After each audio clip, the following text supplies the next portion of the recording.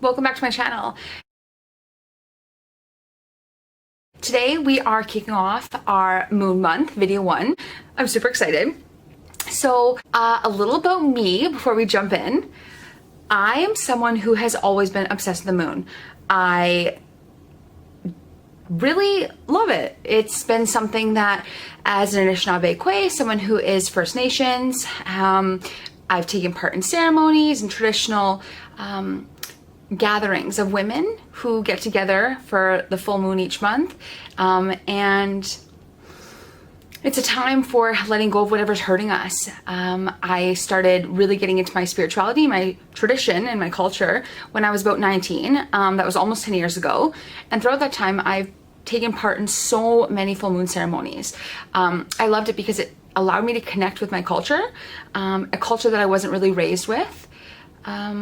And it allowed me to be a part of something that was larger than myself. And I really love that. I think that my love for traditional wisdom and knowledge and women really started at that time. So, I don't know, and talk about what it is that I love, which is astrology now. So I create a little bit of a presentation because I'm kind of a nerd like that, and I like to have notes, and I excessively talk, and sometimes I get off topic. So let's just jump in. I will pivot back and forth between this platform and that one, and yeah, it's gonna be good. Okay, so here we have our welcome to today's lesson agenda. I love agendas. So we're going to talk about what is astrology, why I'm so obsessed with astrology, how we can use astrology, how the moon comes in, souls say what? What? And just this video series in general. Let's get into the video. What are the basics of astrology? Astrology is a study of patterns and relationships of planets in motion, our birth chart, synastry, with others, the makeup of elements, and using that knowledge as a tool to find meaning. So astrology has been around forever. It is the study of planets. It talks about how the planets relate to you and effects in your life. There's tons of different schools of astrology and ways to practice it and look at it. And throughout this series, the next 30 days, I will break it down how I do it and the ones that I find super helpful. So here are just a few of the astrological traditions and the schools of thought that are employed with astrology.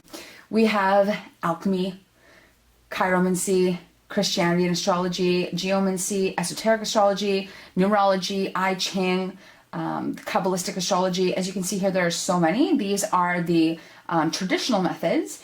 But then we also have up here in our left is our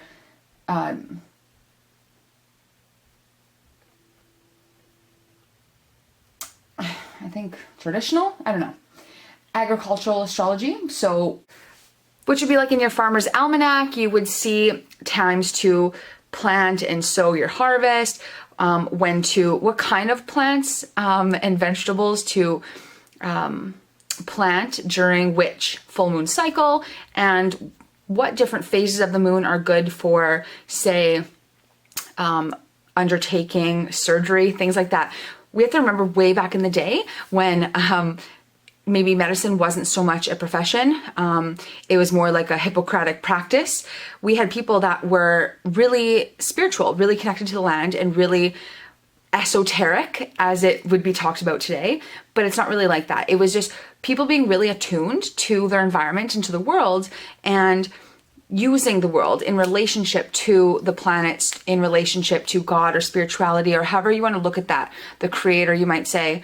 It's a relationship to the world around you and being in tune with the cyclical changes and the seasonal equinoxes, and celebrating life through the planetary movements and through being a human, trying to make sense of what this world is even about or why we're even here. So, agricultural astrology. There's also Celtic astrology, which many are familiar with the Celtic tree. I know tons of tarot card decks that have the Celtic tree on it, or the Celtic knot, or a lot of tarot readers employ the Celtic cross.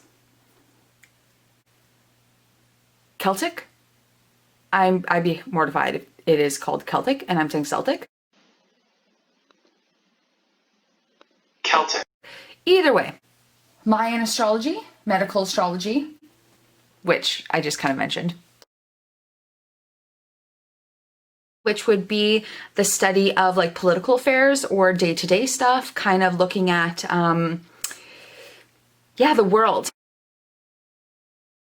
Kind of yes or no question. So it is the casting of a chart, which I'll talk about in just a few minutes, to see and answer yes or no questions. Astrologers are always talking about how you can use horary astrology to see the outcomes of things, such as like an event, like a political election, or, help finding your keys. I was reading an old text document that was talking about horary astrology as to understand when her partner, this was like in the 1800s, would get out of prison, and the way that the sun and the planets, they all move together, they all represent different areas of life, which again, we're going to talk about in a video coming up in this series.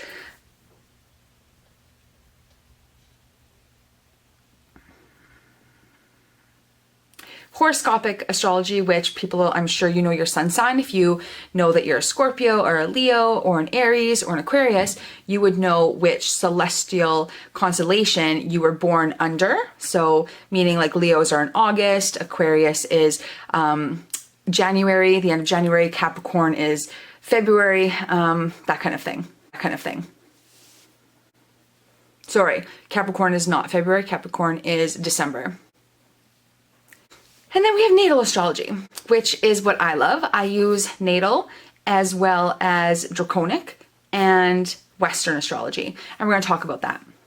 A brief introduction of natal astrology is, so natal astrology, it's the system of astrology based on the concept that each individual's personality or path in life can be determined by constructing a natal chart, which I'll show you in a second. But you need your exact time of birth, date of birth, and location of someone's birth in order to do it. Natal astrology is also known as gentiliacal astrology. Gentiliacal means relating to the forecasting of a person's character and future life and circumstances. It's based on the relative positions of the stars and planets at the time of that person's birth, specifically designating the branch of astrology concerned with this. So here we have a natal chart. This is what it looks like to look at a chart or to use an astrological chart. And we're going to get into what all this means in another video. However, once a horoscope has been instructed by inputting the birth date, the time of birth, the location of birth, all that good stuff, we get a chart like this. And once that's been created, an interpretation can begin. The interpretation involves building a complete picture of the personality of the subject, or native interpretation involves 3 main steps. Once the horoscope has been constructed, the process of interpretation can begin, which involves building a complete picture of the personality, or native, right? So natal, native. Interpretation involves 3 main steps, and the features of the chart include weighing and chart shaping. Chart weighting involves noting the distribution of the zodiac signs and houses in the chart and the significance of this to the overall personality of the native. Chart shaping, however, involves assessing the placement of the planets by aspect and positions in the chart and noting any significant patterns which occur in between them. So basically, if we look at horoscopic astrology again, that's your sun sign stuff. An individual's personality is determined by the construction of the horoscope or birth chart for the particular individual involved, using the position of the sun, the moons, the planets, the ascendant, the midheaven, the aspects or the angles among them. Yada yada, I know you don't know what I mean yet, but we're going to talk about it in another video, so like, subscribe, make sure you hit the notification button to be notified when that drops.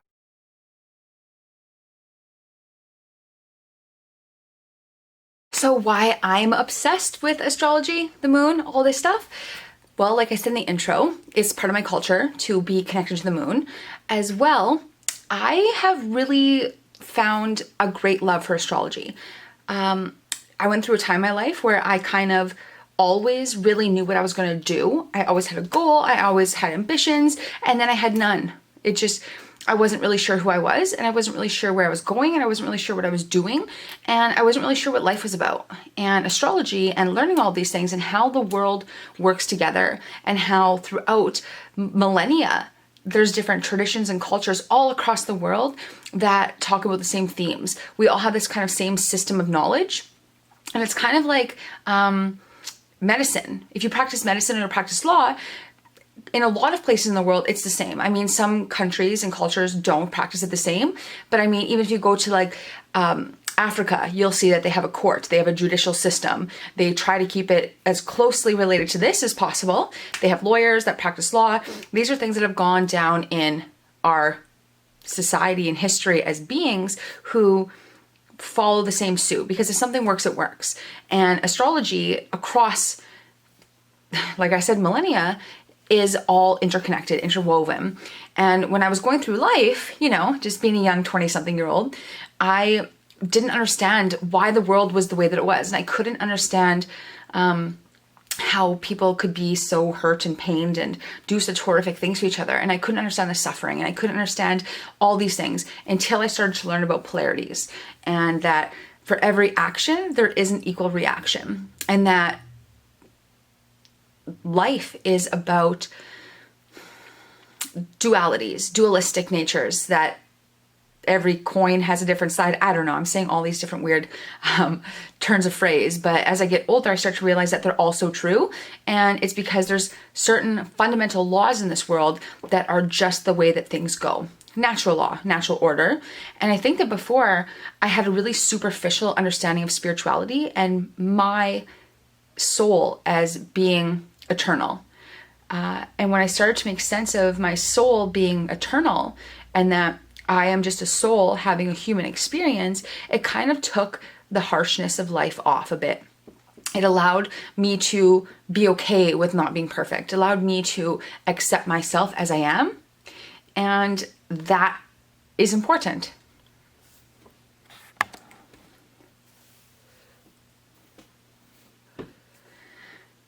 So I started studying astrology. I started looking into it. And then as someone who really likes research and facts and science and all this stuff, it all came together in a way that I could measure systematically. And even though astrology is considered esoteric or divinatory or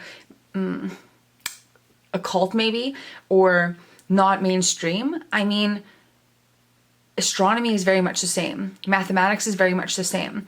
And astrology really is a mathematical science. It really is about mythology and linking past cultures and traditions to now in planetary objects. And it does talk about there being more to life than just this life.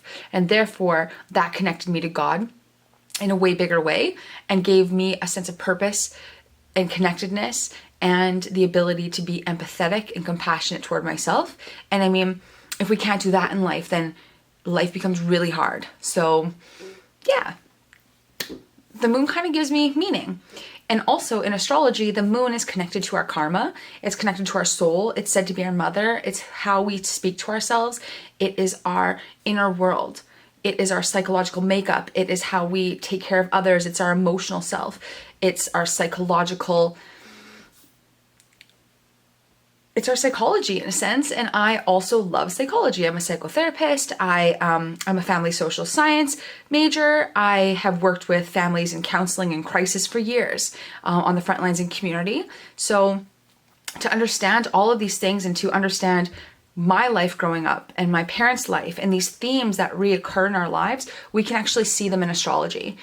We can see that these archetypal zodiac signs run through family lines, and it's incredible. We can see what our biggest emotional hang-up in life is, and I think that it kind of gives me a tool to bounce back off of when I'm trying to make sense of what the F this world is even about, and that is exciting AF.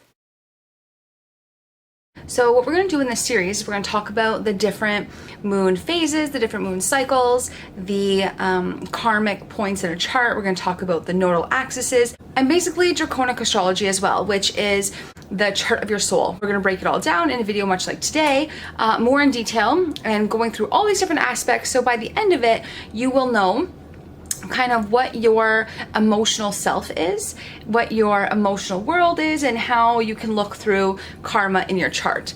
So hopefully you can get to know yourself better as I learn to get to know myself better. So you can get to know yourself better while I get to know myself better, and we can get to know ourselves better together. Fun, right? So make sure you like, subscribe, share, so you can be notified whenever I post these videos. And yeah, I'll see you guys tomorrow. Bye.